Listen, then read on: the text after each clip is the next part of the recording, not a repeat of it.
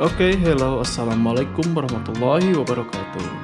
Kembali bertemu dengan saya, Hazni Nurban Yusuf, pada pembelajaran IPA kelas 8 di channel YouTube SMP Al-Amanah Cileunyi. Bagi Anda yang belum subscribe, silakan untuk subscribe dulu. Dan terima kasih bagi teman-teman yang sudah subscribe. Jangan lupa untuk mengaktifkan tombol loncengnya supaya Anda dapat notifikasi setiap ada video baru yang diupload oleh channel YouTube SMP Al-Amanah. Dan jika teman-teman menyukai video ini, silakan untuk tekan jempol ke atas. Dan kita pada hari ini akan mempelajari tentang peredaran darah pada manusia. Oke, langsung saja kita mulai pembelajarannya. Nah, sebelum kita mulai pembelajarannya, saya akan mengajukan pertanyaan pembuka tentang bagaimana sih caranya oksigen yang kita hirup dan masuk ke paru-paru bisa tersebar ke seluruh bagian tubuh, bahkan masuk ke dalam sel tubuh manusia. Atau gimana caranya makanan yang kita makan sehari-hari yang masuk ke dalam perut kita, ke dalam lambung kita, ke dalam pencernaan kita, sari-sari makanannya bisa disebarkan dan diedarkan ke seluruh bagian tubuh. Bagaimana caranya? Tentu itu menjadi pertanyaan yang besar untuk pembelajaran kita kali ini. Silahkan kita simak pembelajarannya. Di depan Bapak ini ada sebuah model jantung manusia ya. Model jantung yang diperbesar karena seperti yang kita tahu, kalau jantung manusia itu seukuran kepalan tangan ya.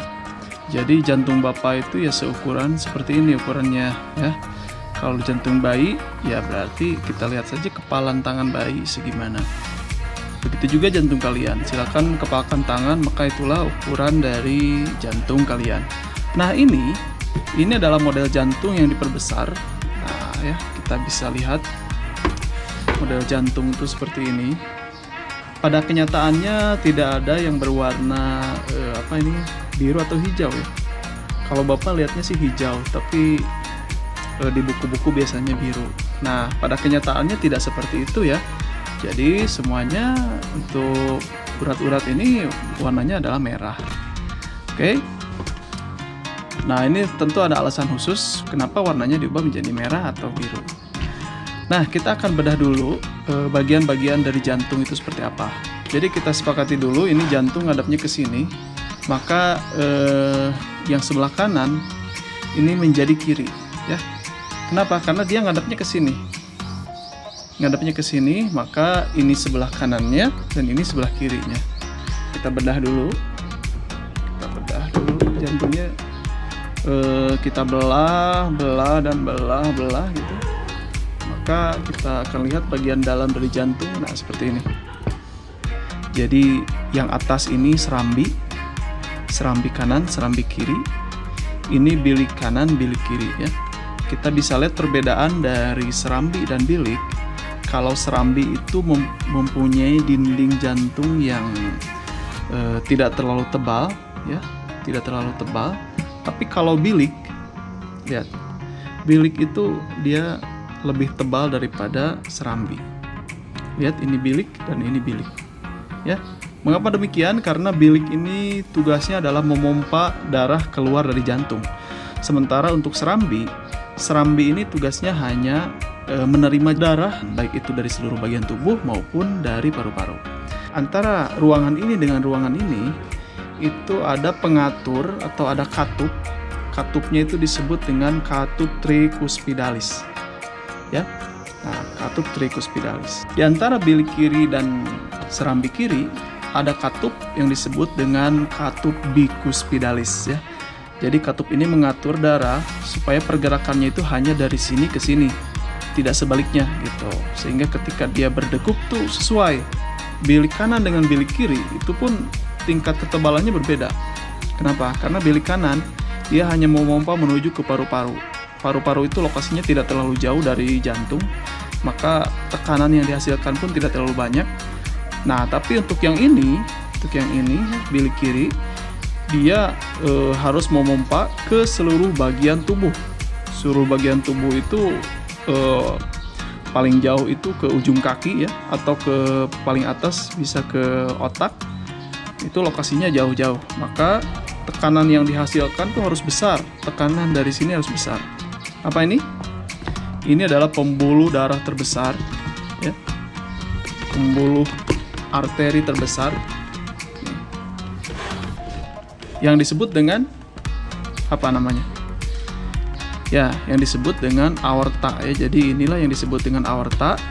Agar kalian tidak terlalu bingung, Bapak akan sederhanakan gambarnya. Ya.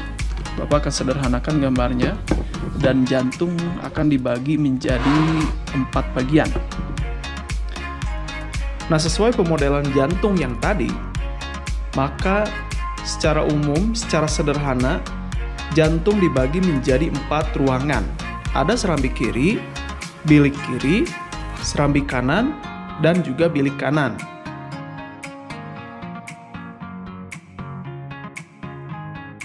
Nah, bagaimana jalur sistem peredaran darah pada tubuh manusia?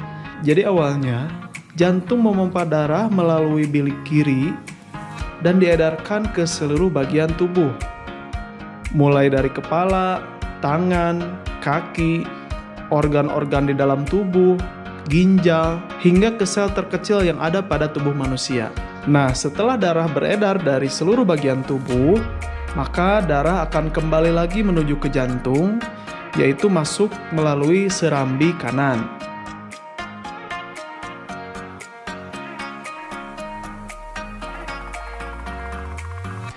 Dari serambi kanan ini, darah akan bergerak masuk melalui bilik kanan, melalui katup tricuspidalis, lalu jantung akan memompa darah menuju ke paru-paru.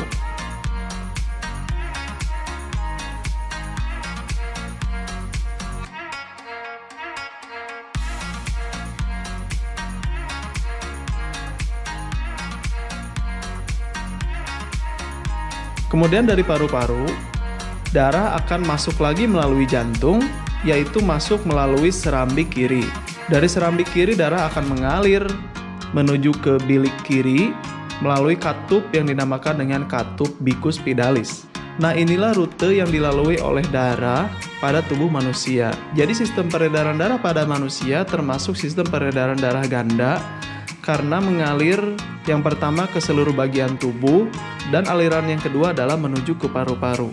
Itulah mengapa peredaran darah pada manusia disebut dengan sistem peredaran darah ganda. Nah, kemudian ada beberapa istilah yang perlu kalian ketahui juga, yaitu yang pertama arteri, kemudian vena, kemudian pulmonalis, dan juga kapiler.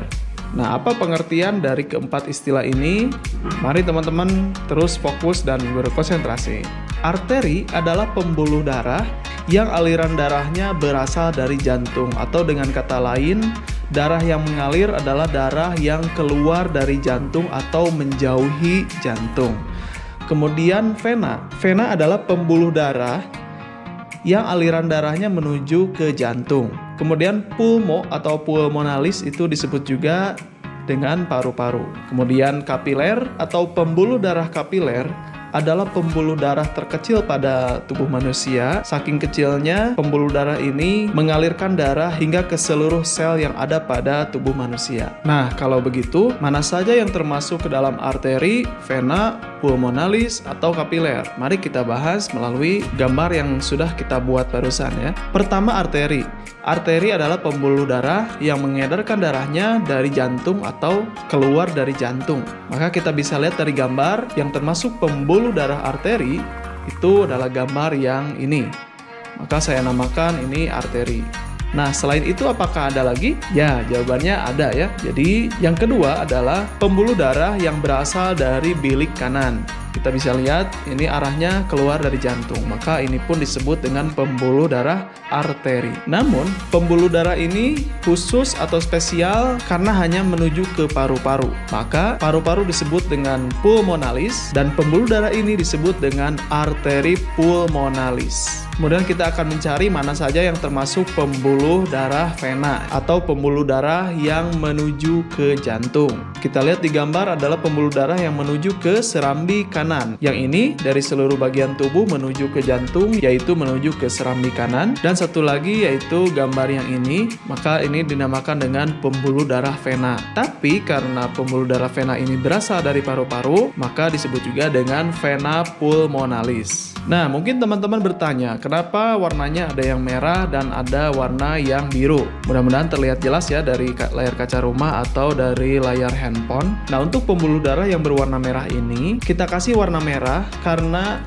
mengandung banyak oksigen. Lihat jalur pembuluh darahnya berasal dari paru-paru, kemudian melalui vena pulmonalis, masuk ke serambi kiri, masuk bilik kiri, kemudian dipompa melalui pembuluh darah arteri menuju ke seluruh bagian tubuh. Nah, lalu gambar yang berwarna biru itu adalah pembuluh darah yang banyak mengandung karbon dioksida hasil pembakaran dari energi di dalam sel-sel tubuh manusia. Maka gambarnya kita lihat yang ini ya. Ini yang berasal dari seluruh bagian tubuh, masuk ke pembuluh balik atau vena, masuk ke jantung melalui serambi kanan, masuk ke bilik kanan, kemudian ke arteri pulmonalis, dan terakhir masuk ke paru-paru. Nah, maka kita akan tandai yang ini adalah pembuluh darah yang banyak terkandung karbon dioksida. Dan yang ini adalah pembuluh darah yang banyak terkandung oksigen. Nah, baik itulah yang dapat Bapak sampaikan. Terima kasih, sampai jumpa. Assalamualaikum warahmatullahi wabarakatuh.